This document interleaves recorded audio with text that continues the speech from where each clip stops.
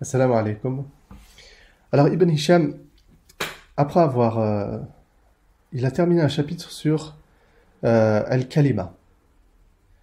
Donc on s'est intéressé à Al-Kalima, c'est-à-dire le mot, avec sa signification d'un point de vue linguistique, sa signification d'un point de vue terminologique, avec sa décomposition en trois, ism, fi'l, harf, avec les marques de reconnaissance de ces trois, les marques de reconnaissance du fi'l, les marques de reconnaissance du ism, les marques de reconnaissance du harf. Alors maintenant, il rentre dans un chapitre qui est Al-Kalam wal-I'rab. Donc là, on s'est intéressé à Al-Kalima au singulier. Maintenant, il va s'intéresser à Al-Kalam, c'est-à-dire la parole arabe, qui est plus large. En fait, c'est des paroles composées, quoi. C'est-à-dire, on va s'intéresser à la phrase, etc. Après, on va terminer avec le mot unique. Donc là, il va parler du Kalam et de l'I'rab. C'est-à-dire, le Kalam, c'est la parole, et l'I'rab, c'est la déclinaison. Alors il dit تعريف الكلام اصطلاحا ولغة. Donc il commence par le kalam et pareil il va commencer par une définition terminologique et une définition linguistique. ثم قلت والكلام قول مفيد مقصود. Donc on retrouve des notions mufid, pareil on avait trouvé dans le kalima c'était قول مفيد. Alors là c'est à peu près similaire, il dit قول مفيد مقصود. Alors on va voir qu'est-ce que ça veut dire ça. Et il nous donne l'explication de ce texte qui est comme un théorème quoi. وأقول للكلام معنيان اصطلاحي ولغوي. Donc le kalam il a pareil les deux significations. اصطلاحي terminologique ولغوي linguistique. فما معناه في الاصطلاح. Donc d'un point de vue terminologique dans le contexte grammatical qu'est-ce que ça veut dire al-kalam? Il dit فهو القول المفيد. Al-qawl on avait dit que c'était un lafz, un vocable. Il fallait que ce soit un vocable. Voilà, ça suffisait pas de faire un signe avec la main ou bien de tracer un trait. Il fallait que ce soit un vocable. Al-mufid, utile. وقد مضى تفسير القول. وأما المفيد فهو الدل على معنى يحسن السكوت عليه. Donc il a dit وقد مضى تفسير القول. On a déjà vu qu'est-ce que c'était que le qawl. On a vu que le qawl c'était un lafz, ce que je viens d'expliquer. وأما المفيد فهو الدل على معنى يحسن السكوت عليه. Donc il dit c'est quelque chose qui a un sens et qui invite au silence derrière, c'est-à-dire qui est suffisant normalement. Par exemple, Zaydun qa'imun. Si je dis Zaydun qa'imun, Zaydun se lève, il n'y a rien à dire derrière, c'est une phrase complète, c'est un fait, etc. Wa qama akhuk, ton frère s'est levé, c'est pareil, c'est complet. Bi khilaf nahwi Zayd. Si je dis juste Zayd, on va dire ok, mais encore. وَنَحْوُ غُلَامُ زَيْدٍ. Alors pareil, le fils de Zayd, c'est insuffisant, c'est pas une phrase complète. وَنَحْوُ الَّذِي قَامَ أَبُوهُ. Bah pareil, celui dont le père s'est levé. C'est insuffisant, c'est pas une phrase complète qui invite au silence derrière. يُحْسِنُ السُّكُوتُ عَلَيْهِ. فَلَا يُسَمَّ شَيْءٌ مِنْ هَذَا مُفِيدًا. Il dit c'est pas mufid, c'est pas utile. لأنه لا يحسن السكوت عليه فلا يسمى كلاما. Donc ça on n'appelle pas ça kalam. Ça c'est une kalima, elle a dit qama c'est une kalima, abou c'est une kalima, mais ça c'est pas un kalam parce que c'est pas, il invite pas au silence derrière, il est insuffisant. Donc ça c'est la signification de le kalam d'un point de vue terminologique. وأما معناه في اللغة فإنه يطلق على ثلاثة أمور. Alors d'un point de vue linguistique, c'est-à-dire dans l'usage courant des Arabes quand ils disent kalam, il dit ça a trois significations. La première signification, al-hadath, c'est-à-dire le fait.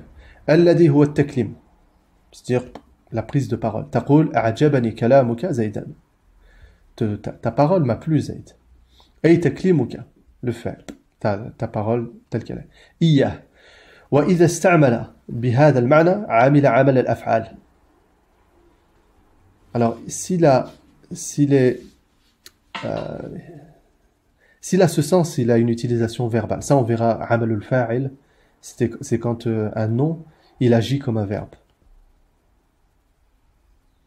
Alors, il donne un exemple, min al-basit, de l'wazn al-basit. قالوا كلامك هندا وهي مصغية يشفيك قلت صحيح ذاك لو كان. Donc ça, il parle de Hind, elle dit une parole, il décrit cette parole. قالوا كلامك هندا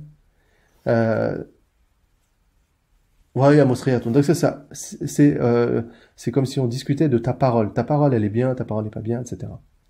Donc ça, c'est le premier sens de l'kalam. أي تكليمك هندا. Ou ta prise de parole. وكلامك مبتدأ ومضاف إليه. كلامك مبتدأ، كلام مبتدأ. كلامك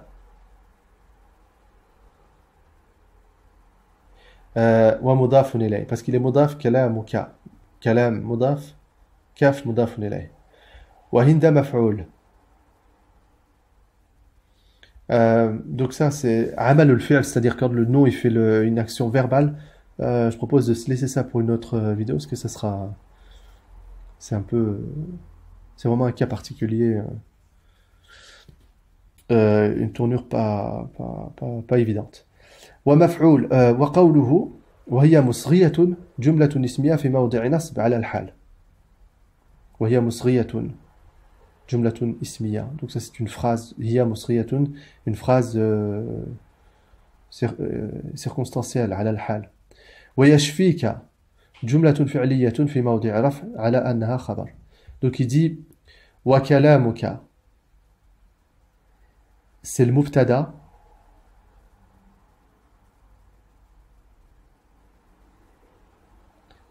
وكلامك كلامك كلام c'est le mubtada. Et il dit que le khabar c'est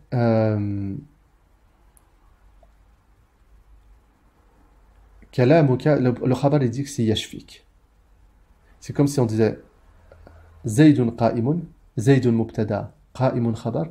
Là c'est كلام مبتدا yashfik khabar. Donc tout ça, si tu veux, c'est un peu en plus des éléments circonstanciels. La phrase, sa structure, ça serait kalam yashfik. Ta parole te guérit. Kalam yashfik. Après le kaf, il est modaf ilay. وهي مسخية إلى دست الحال. Et yashfik, c'est le khabar. في موضع رفع khabar. Donc deuxième sens. Alors premier sens c'est ça, c'est al-kalam il est utilisé pour dire ta parole. والثاني ما في النفس مما يعبر عنه باللفظ المفيد. وذلك كأن يقوم بنفسك معنى قام زيد أو قعد عمرو ونحو ذلك فيسمى ذلك الذي تخيلته كلاما. Alors la deuxième chose, c'est une utilisation de kalam, c'est-à-dire de la parole, mais d'un point de vue abstrait, métaphorique. Il dit c'est, alors, ma fi nafsi mimma yu'abbaru anhu bil lafz al mufid.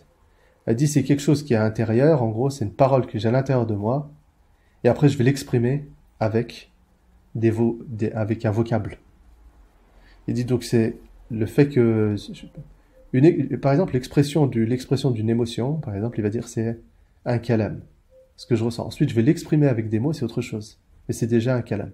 Et les Arabes, ils utilisent, les Arabes, ils font cet usage de le kalam. Il dit l'Akhtal, c'est un poète arabe, très, très connu, ce poème, ils sont très, très beaux d'ailleurs.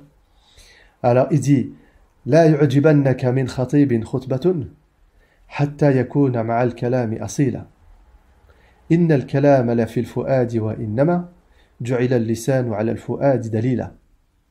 En gros, ce vers de poésie, c'est un peu une morale, une sagesse. L'Akhtal, il dit لا يعجبنك من خطيب خطبة. Il dit, quelqu'un qui prend la parole, il dit, ne sois pas étonné ne sois pas impressionné par ce qu'il dit, حتى يكون مع الكلام أصيلا, jusqu'à que sa parole, elle contienne un fondement. إن الكلام لفي الفؤاد وإنما, le kalam لفي الفؤاد, c'est ça qu'Ibn Hisham veut dire. La deuxième utilisation de le kalam عند العرب, chez les Arabes, c'est quelque chose d'intérieur. Il dit, le kalam est dans le cœur. وإنما جعل اللسان على الفؤاد دليلا. Mais la langue a été créée pour exprimer ce qu'il y a dans le cœur. Il dit mais l'asl, ce qui se passe dans le cœur, il dit on appelle ça un kalam. Donc deuxième usage de le kalam, c'est un usage plus métaphorique. والثالث, troisième usage du mot kalam dans la langue arabe. والثالث ما تحصل به الفائدة سواء كان لفظا أو خطا أو إشارة أو ما نطق به لسان الحال. Alors il dit c'est quelque chose avec lequel on va avoir qui a une utilité. Il dit que ce soit un vocable ou un trait ou bien une indication ishara, une désignation par exemple avec la main. Il dit tout ça, ça s'appelle kalam d'un point de vue linguistique, mais pas d'un point de vue grammatical. أو ما نطق به لسان الحال, ou bien ce qui se passe, on appelle ça un kalam aussi. والدليل على ذلك في الخط قول العرب. Il dit la preuve de ça que les Arabes ils utilisent le mot kalam même pour désigner un trait. Il dit al-qalamu ahadul lisanayn. Il dit les Arabes ils ont cette sagesse, ils disent cette parole. Ils disent la plume est une des deux langues. Wa tasmiyatuhum ma bayna daffatay al-mushaf kalamullah. Et pareil, ce qu'il y a dans le Coran, ils l'appellent kalamullah.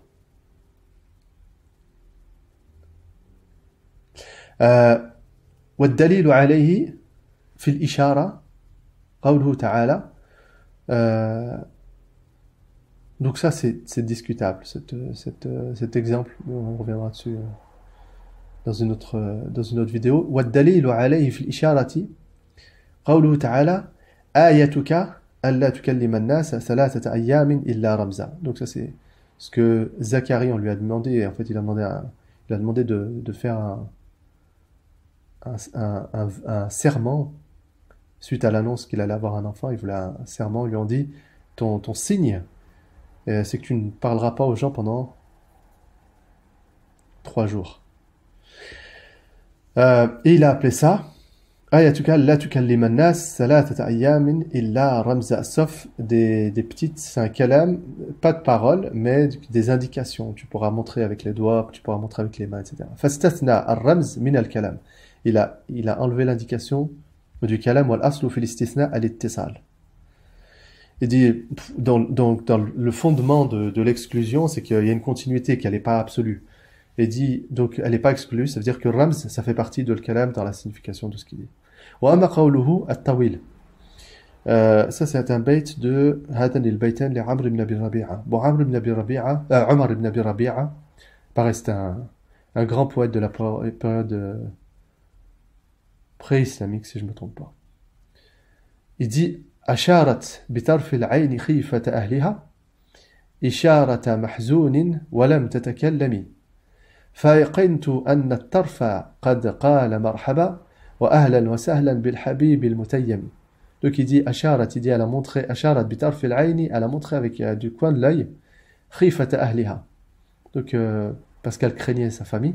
إشارة محزون, une indication de quelqu'un qui a peur. Walam tatakallami, mais elle ne s'est pas exprimée.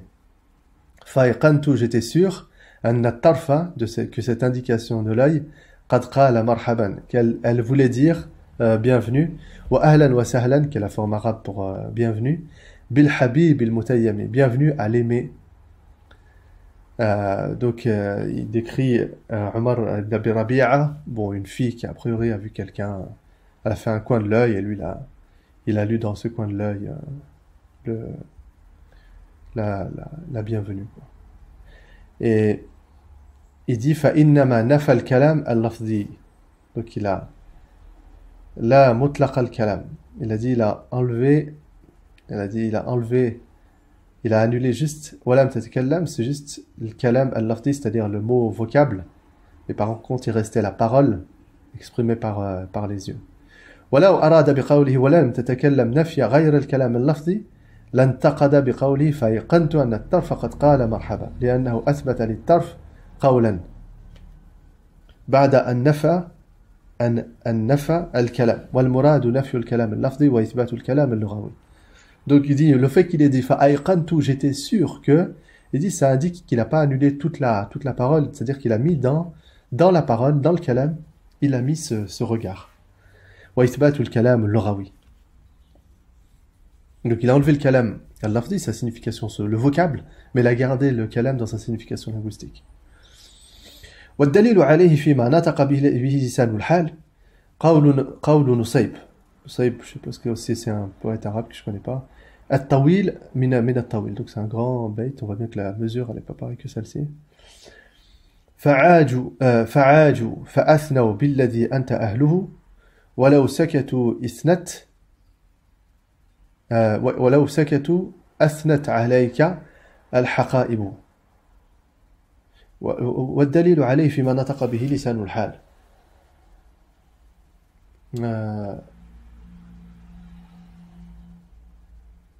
نطق به لسان الحال.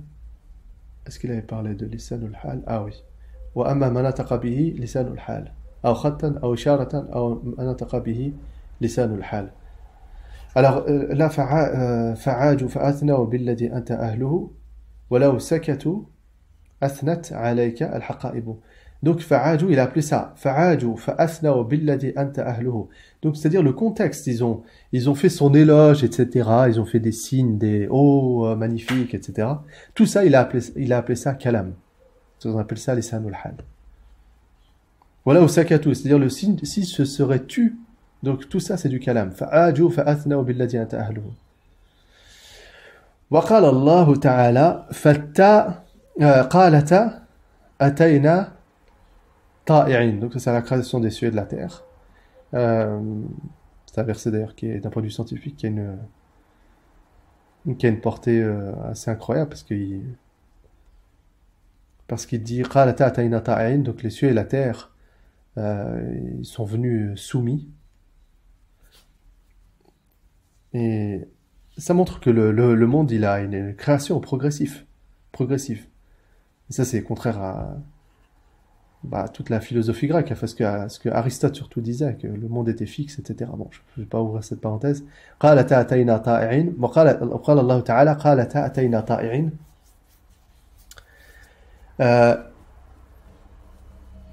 فعزم قوم من العلماء أنهما تكلمتا حقيقة. Donc il dit, certains savants ont dit que c'était une vraie parole. قالتا, nous avons dit, قالتا, les cieux et la terre ont dit, nous venons soumis.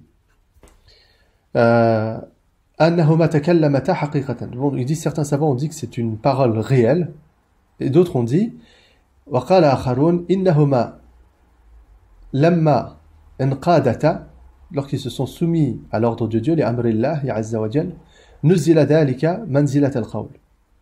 Donc leur acte de soumission, eh ben on a appelé ça qawl. Donc kalam. On dit que cette soumission c'est un kalam. Donc voilà, c'est un usage beaucoup plus large de le kalam dans la langue arabe. وفي الآية شاهد ثاني على إعطاء الصفة ما لا يعقل حكم الصفة من يعقل.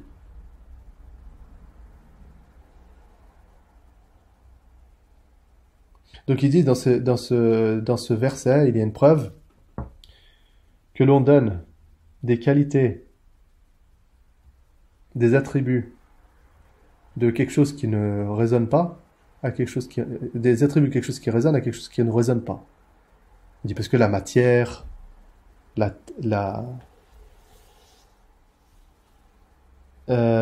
إذا نسب إليه ما نسب إلى العقلاء.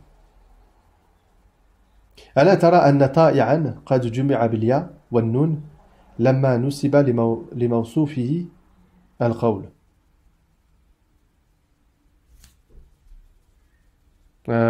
Alors, ça c'est un sujet de grammaire, hein, c'est pas un sujet de dogme, de aqida. وفي الآية شاهد ثاني على إعطاء الصفة ما لا يعقل حكم الصفة من يعقل إذا نسب إليه ما نسب إلى العقلاء. ألا ترى, ne vois-tu pas que أن طائعا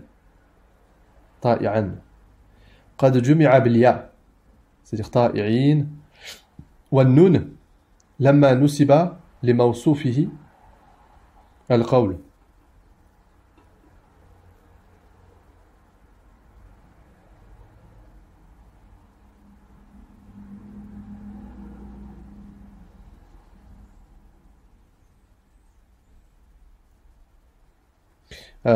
Je passe cette partie parce que j'ai un doute. وشاهد ثالث على أن النصب في نحو جاء زيد ركدا على الحال. وتأويل ركدا براكدا لا على أنه مصدر لفعل محذوف. Je ne comprends pas pourquoi ils disent shahid thalith. Et là, shahid thani. Deuxième preuve. Troisième preuve. وشاهد ثالث على أن النصب في نحو جاء زيد ركدا على الحال. Donc ça, c'est une deuxième preuve. Alors ça, je pense que je ne sais pas à quoi il fait référence, mais le troisième, il fait la référence à ce qu'on avait dit, le fait qu'il y avait un mot, un nasb, sur lequel on avait un doute. Est-ce que c'était un khabar? Il était nosiba ala al-khabariya. Est-ce qu'il était mansoub à cause du fait qu'il était khabar, ou bien est-ce qu'il était mansoub à cause du fait qu'il soit hal? Il dit, bon, bah là, il dit, وشاهد ثالث على أن النصب نحو جاء زيد ركدا على الحال وتأويل ركدا براكدا لا على أنه مصدر لفعل محذوف. Bon, ça c'est une question qu'on verra après parce que ça touche au masdar.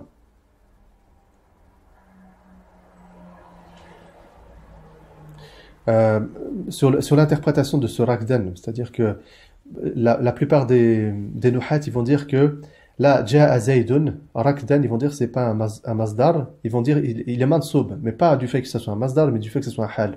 On verra les différentes catégories de nasb. Il dit, sur Ibn Hisham, il dit ici c'est pas, il est masdar parce qu'il est hal, c'est-à-dire zaydun est venu dans l'état de rakdan, en dormant. Il dit pas Zaydun est venu et il dormait en dormant. La plupart des Arabes, des grammairiens vont supposer ça, que il est mansoub ala al-mazdariya, il est mansoub parce qu'il est masdar, mais il n'est pas masdar. Et là, Ibn Hisham il dit que ça c'est une preuve que il est mansoub ala al-hal. Wala ala annahu masdarun li fi'l al-madhkur. Khilafan li-za'imi dhalik. Donc, pareil, il y en a qui vont dire il est mansoub, parce que là c'est par rapport à ta'i'in, c'est la même chose. Et il y en a qui vont dire qu'il est mansoub parce qu'il y a un verbe qui est caché. Donc, Ibn Hisham il n'aime pas trop ces explications, il dit que ja'a zaydun rakdan, et ben ja'a zaydun rakdan, il est mansoub parce qu'il est hal. Et là c'est pareil, qala ta'atayna ta'i'in, on est venu dans l'état de ta'i'in. Et il dit il n'y a pas de supposition soit d'un verbe, il serait mansoub par le masdariya, donc on verra cette question plus tard. Khilafan li za'im dhalik wa wajhu ad-dalil anna ta'i'in hal. Donc il dit ta'i'in dans ce verset, qala ta'atayna ta'i'in, c'est hal pour lui. Wa huwa fi muqabalati taw'an aw karhan. فيدل على أن المراد طائع أو مكره.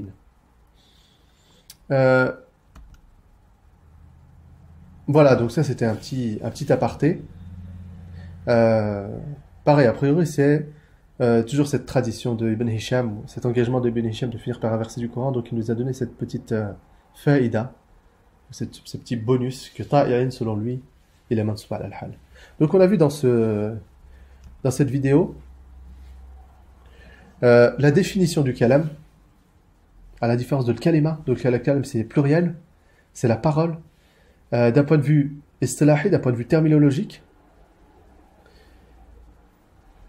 Et on a vu d'un point de vue plusieurs usages, on a eu 3 usages dans la langue arabe de le kalam. La suite dans une prochaine vidéo. Salam alaikum.